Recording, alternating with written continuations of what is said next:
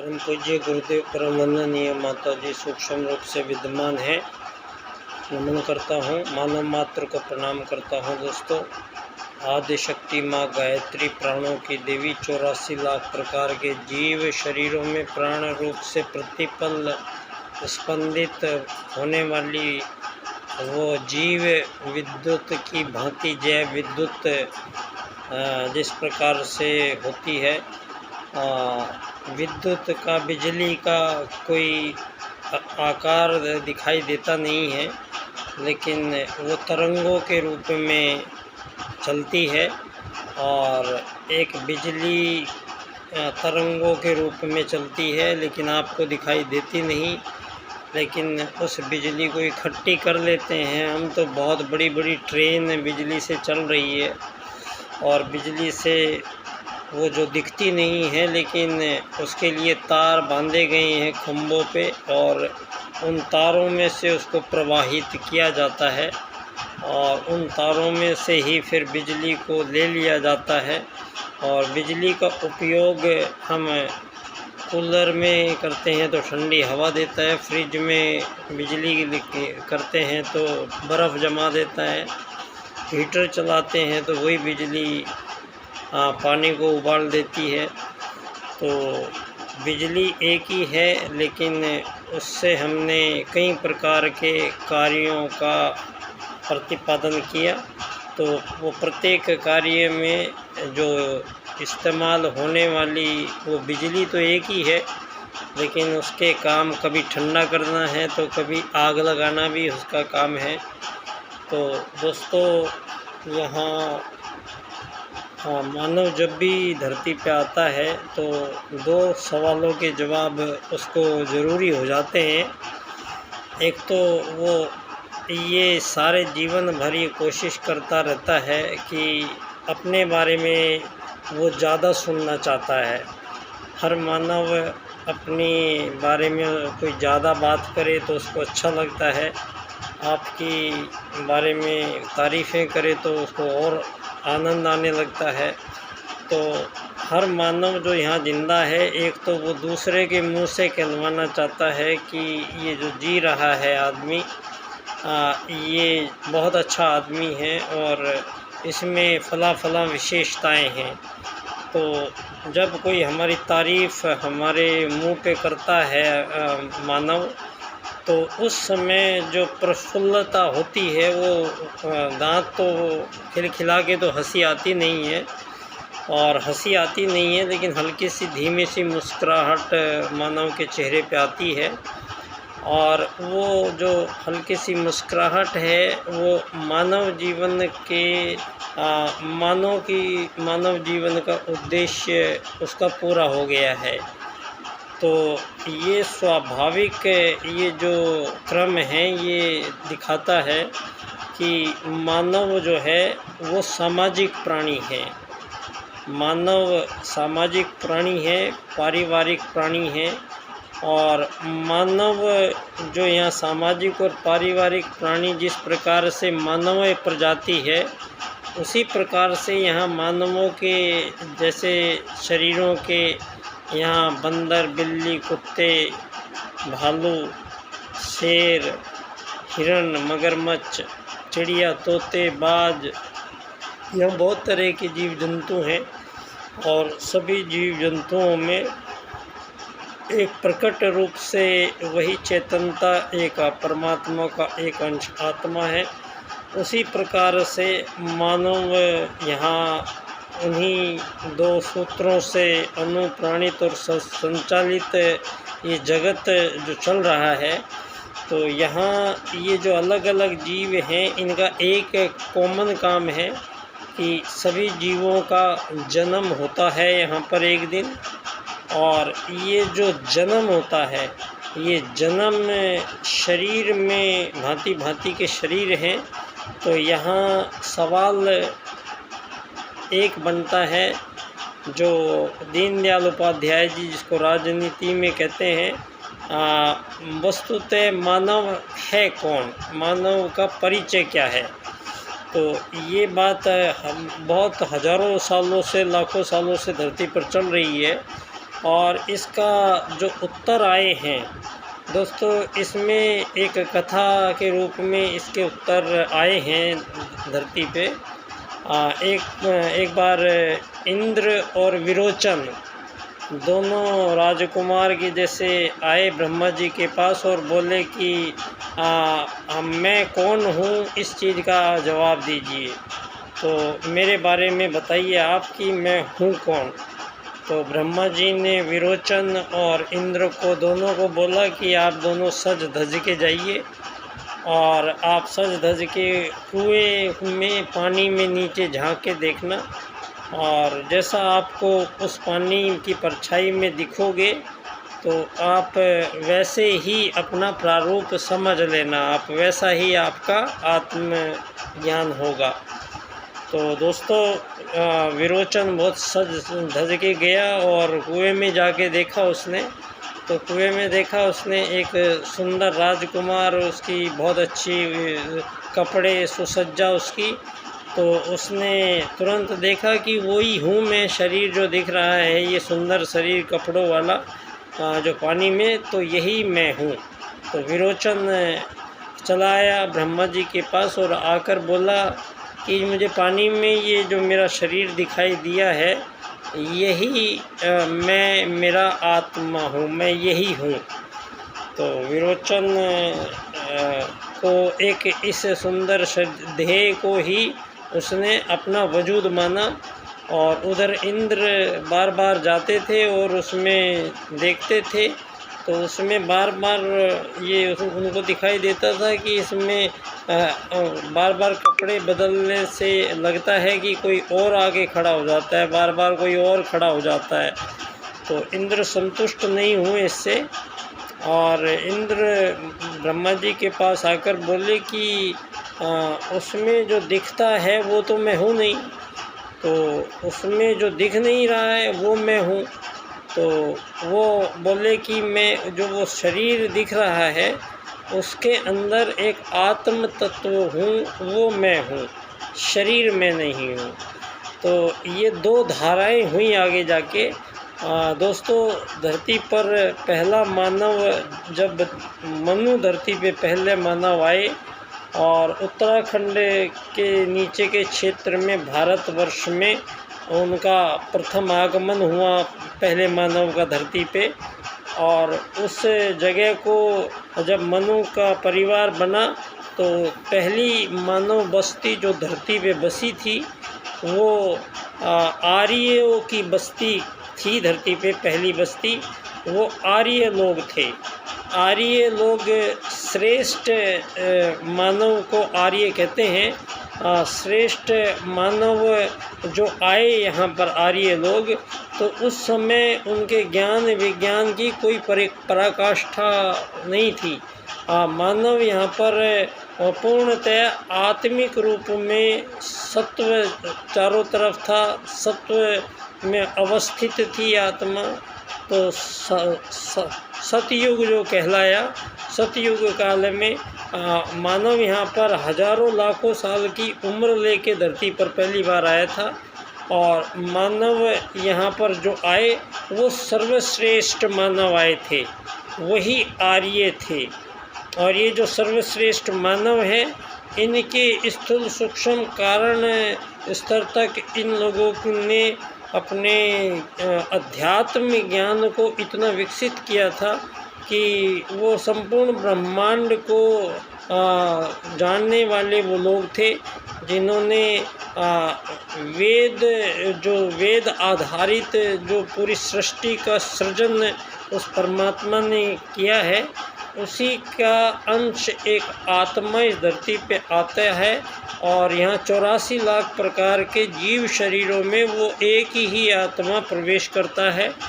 और चूँकि सभी आदिशक्ति माँ गायत्री से संपूर्ण जीव जगत उन्हीं के प्राणों से सुसंचालित है, और संपूर्ण जब आदिशक्ति माँ गायत्री का प्राण उन सब आत्माओं में है जो भांति भांति के शरीरों में हैं। तो शरीरों में कुत्ता बिल्ली तोता ये दिखाई अलग अलग सब देते हैं, लेकिन इनका जो मूल अंदर जो निवास करता है वो है एक आत्मा। और आत्मा किसी में भिन्न नहीं है, कुत्ते बिल्ली तोते में भिन्न नहीं है, वो स्त्री पुरुष बच्चे में भिन्न नहीं है। वो संपूर्ण चराचर जगत में विद्यमान प्रत्येक प्राणी के अंदर वो एक ही आत्मा निवास करता है। और चूँकि प्राण जो है आदिशक्ति माँ गायत्री प्राण को धारण करता है, तो मानव जो प्राणों को धारण करता है, यहाँ एक बात और क्लियर हो जानी चाहिए कि जो ये शरीर है ये डायरेक्टली प्राणों को धारण नहीं करता है। इस भौतिक शरीर में ऐसा कोई भी अंग प्रत्यंग नहीं है जो इसमें प्राणों को इस शरीर में रोक सकता है। तो ये आप देख सकते होंगे जब कोई मानव मर जाता है तो उसके अंदर से जब आत्मा निकल जाती है तो दोबारा से उसमें कोई प्राण नहीं भर सकता है। प्राण हवा ही सामने रहती है, नाक भी खुले हुए हैं, फेफड़े भी यहीं पर रहते हैं, लेकिन इस हवा को अंदर नहीं भेजा जा सकता है और अंदर जाएगी तो वो हवा रुकेगी नहीं। तो इसको हवा में जो प्राण जा रहे हैं, तो ये जो शरीर है इसमें प्राणों को धारण करने की शक्ति केवल आत्मा में है, जो परमात्मा का अंश है। तो परमात्मा का अंश जब आत्मा किसी भी जीव में, जैसे ही जीव शरीर में जाता है वैसे ही वो प्राणों को आकर्षित कर लेता है और प्राणों का सिलसिला आदान प्रदान का क्रम चल पड़ता है। इसी को जीवन का प्रारंभ कहते हैं।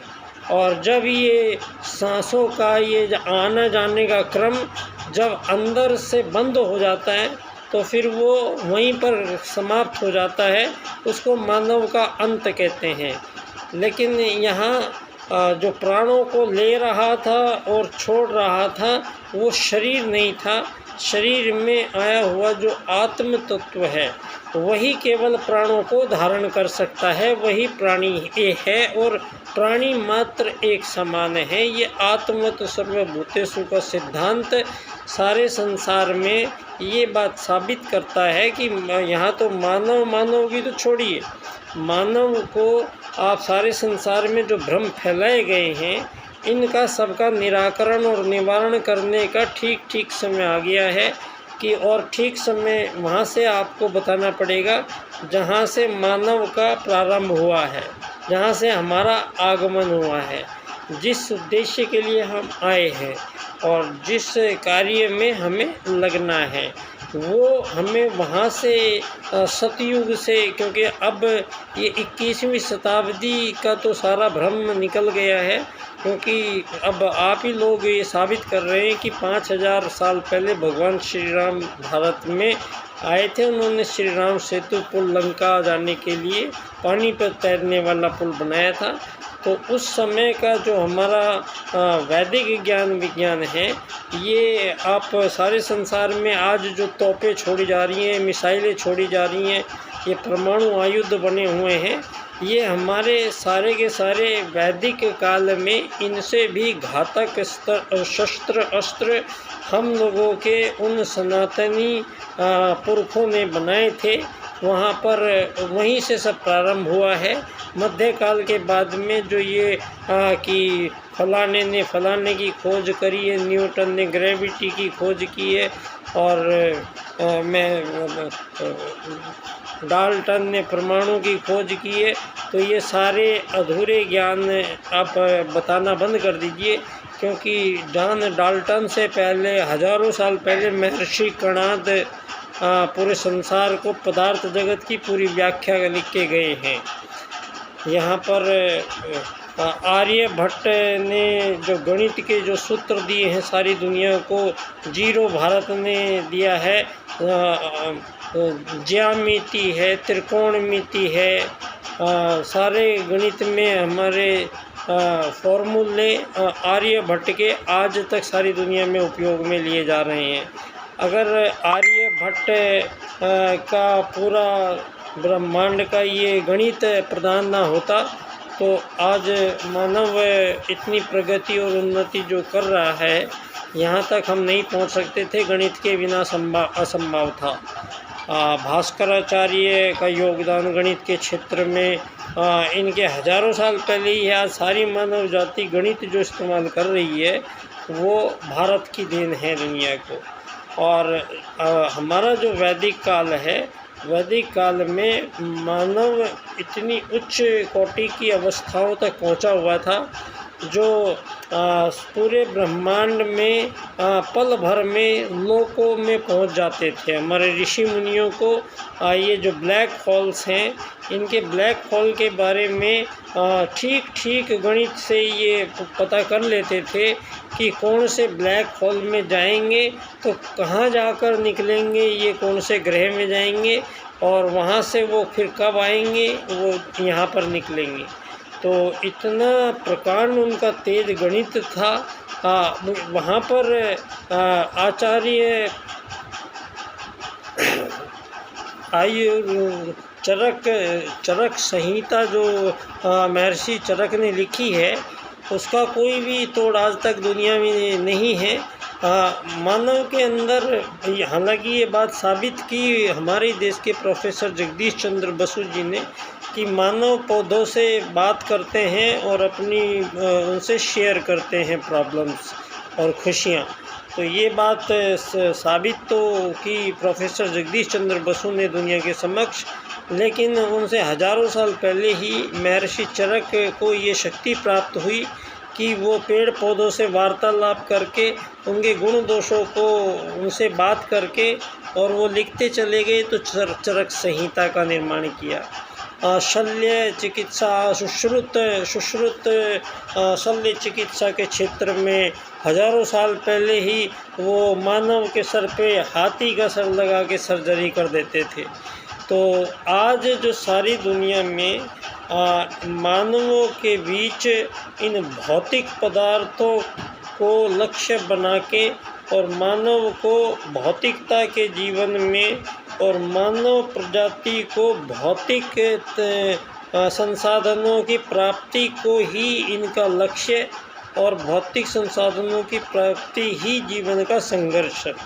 ये मानव जीवन को व्यतीत करने का धरती पे ये जो मानवों को यहाँ अमीर गरीब मालिक नौकर के जंजाल में हजारों सालों से जो उलझ के मानवों को यहाँ धरती पर जो दिखाई दे रहा है, वो आज इतना भयावह है कि यहाँ मानव प्रजाति एक ही पिता की संतान है, मनु की संतान है। सारी धरती पर जितने भी मानव घूम रहे हैं उनके आदि जनक जो हैं वो मनु हैं। इस बात को सारे संसार के समक्ष आज हम वैज्ञानिक प्रमाणिकता के साथ सिद्ध करते हैं। तो यहाँ पर जब मानवों का आगमन हुआ है तो उसके लिए विशेष कुछ कार्यों के लिए उसको बुलाया गया है। तो आज आपने हजारों साल में यहाँ मानवों को उल्टे रास्ते पर चलाया है। यहाँ मानव का लक्ष्य जो निर्धारित किया गया था, बहुत उच्च कोटि के मानव यहाँ धरती पे आए थे। जो आर्य लोग यहाँ पर धरती पे पहले मानव बस्ती थी आर्यों की, आर्य एक जीवन पद्धति थी, श्रेष्ठ कार्य करते थे। और कुछ लोग उनमें से बाद में राजसिक आहार की वजह से उन लोगों ने आर्य पद्धति को फॉलो करना कम कर दिया, बंद कर दिया। तो जो श्रेष्ठ कार्य नहीं करेंगे तो आर्य लोगों ने उन लोगों को अपने भारत से बाहर देश निकाला दिया और वो अनार्य लोग कहलाए। धरती पे आर्य ही थे, सारी धरती की पे जो संतान फैली हैं वो मनु की ही संतान है और एक ही थे वो आर्य थे। आर्यों में से जिन्होंने पालन नहीं किया वो अनार्य कहलाए और वो जो विरोचन जो का भाग जो है ये अनार्य लोगों ने निभाया और इंद्र का भाग वो हमारे भारतीय ऋषि मुनियों के हिस्से में है। तो इस प्रकार से एक के लिए ये शरीर सब कुछ हो गया और एक के लिए एक आत्मिक जीवन हो गया। तो भारत ने सारी दुनिया को समय समय पे इस अध्यात्म ज्ञान के बल से हमारी जो आत्मत सर्वभूतेषु वसुधैव कुटुम्बकम की जो वैश्विक नीतियां हैं, ये मानव मात्र में कोई भेद ही नहीं करती हैं और सारी दुनिया में मानवों के बीच विभेद करके और मानवों के बीच एकताओं के स्थापित करने के प्रयास यहाँ पर एक छलावे की तरह किए गए हैं। दुनिया में आज तक जब भी मानव को एक करने की बात आई है तो अधिकतम वो राजनीतिक क्रांतियों के माध्यम से हुई है और राजनीतिक क्रांतियों का एक दायरा सीमित होता है। उनकी पकड़, राजनीतिक क्रांतियों की पकड़ बहुत देर तक नहीं रहती है, वो छूट जाती है। तो यहाँ इस बार जो ये राजनीतिक क्रांति चल रही है दुनिया में, इसमें भी राजनीतिक क्रांति भी होगी तो उसके लिए परम पूज्य गुरुदेव की युग निर्माण योजना के अंतर्गत ही इस युग परिवर्तन की बेला में परम पूज्य गुरुदेव ने राजनीति के पुनर्निर्धारण का जो महता कार्य था वो पंडित दीनदयाल उपाध्याय जी के सुपुर्द किया था। और पंडित दीनदयाल उपाध्याय जी जो भारतीय राज्य की नीति का पुनर्निर्धारण करते हैं, सारे संसार में जो मूल कारण रहा है मानवों के समक्ष, ये जो युद्ध, वध, शोषण, हत्याएं, मानवों के बीच में जितने भी विभेद धरती पर चल रहे हैं, इन सब का मूल इनको जो कारण है पैदा करने वाला, वो है राज की नीति। राजनीति में दो भाग हैं, एक राज एक नीति। तो राजकता के लिए तो ये सारी दुनिया में पार्टियां और ये सब चुनाव होते रहते हैं और वो सारी दुनिया के चुनाव होने के बाद वो सारी आज़ाद सरकारें जिस नीति से चलती हैं वो नीति है पूंजीवाद, धन आधारित जीवन पद्धति का निर्माण।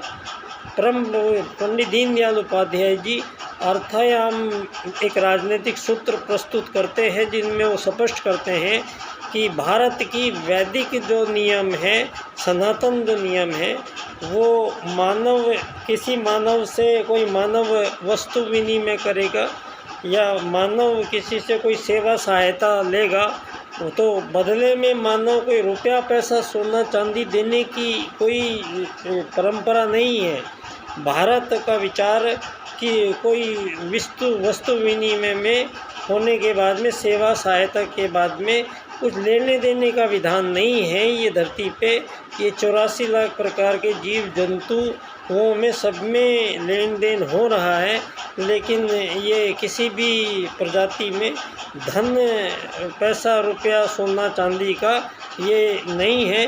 तो दीनदयाल उपाध्याय जी पूंजीवाद को सिरे से नकारते हैं धरती पे।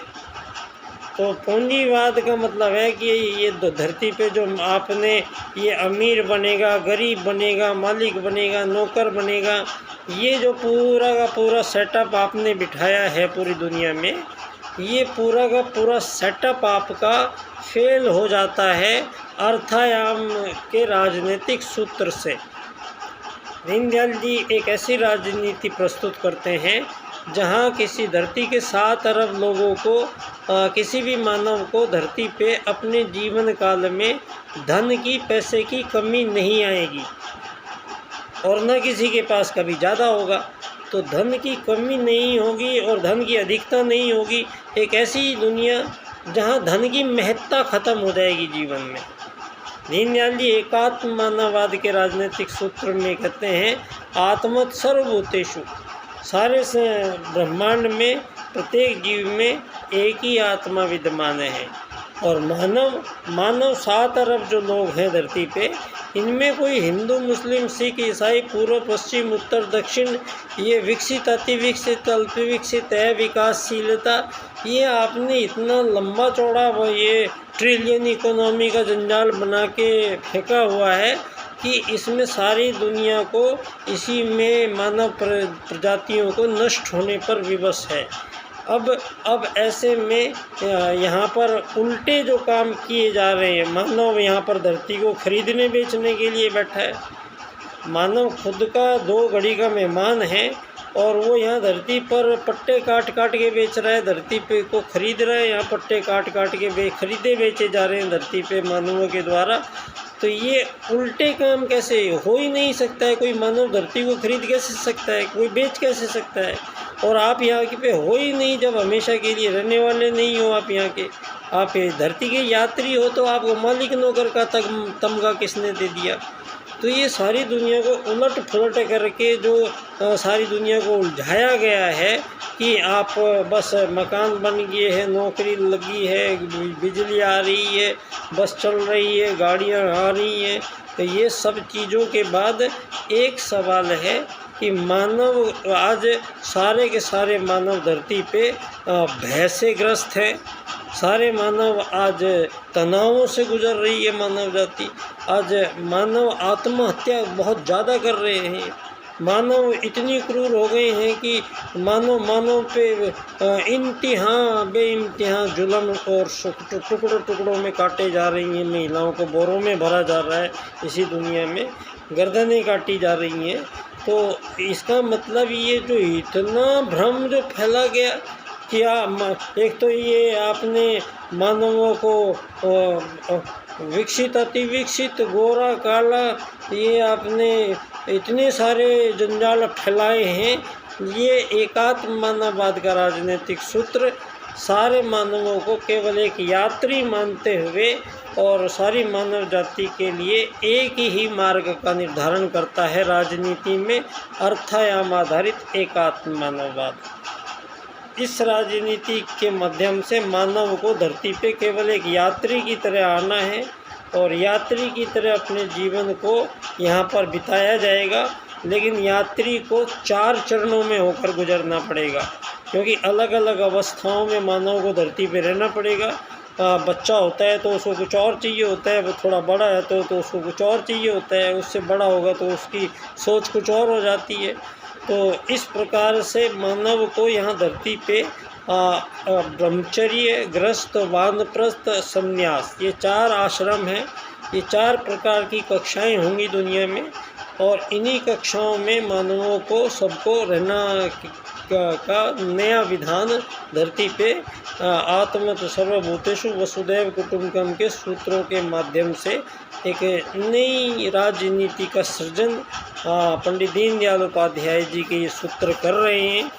तो इसमें दोस्तों जो भी आज तक की समस्याएं हैं मानवों के बीच में, उन सभी समस्याओं का निराकरण और निवारण समग्र और संपूर्ण रूप से मानव जाति को इस बार मिल गया है और इस पर चर्चा अनिवार्य है। आप सभी लोगों से मैं अपेक्षा करता हूं कि पंडित दीनदयाल उपाध्याय जी का एकात्म मानववाद और परम पूज्य गुरुदेव का वसुदैव कुटुम्बकम, तो दोनों का इनका मिलान। धानक्या स्टेशन, जयपुर, राजस्थान से मैं बच्चा डॉक्टर आप सभी लोगों को पुनः प्रणाम करता हूँ। धन्यवाद।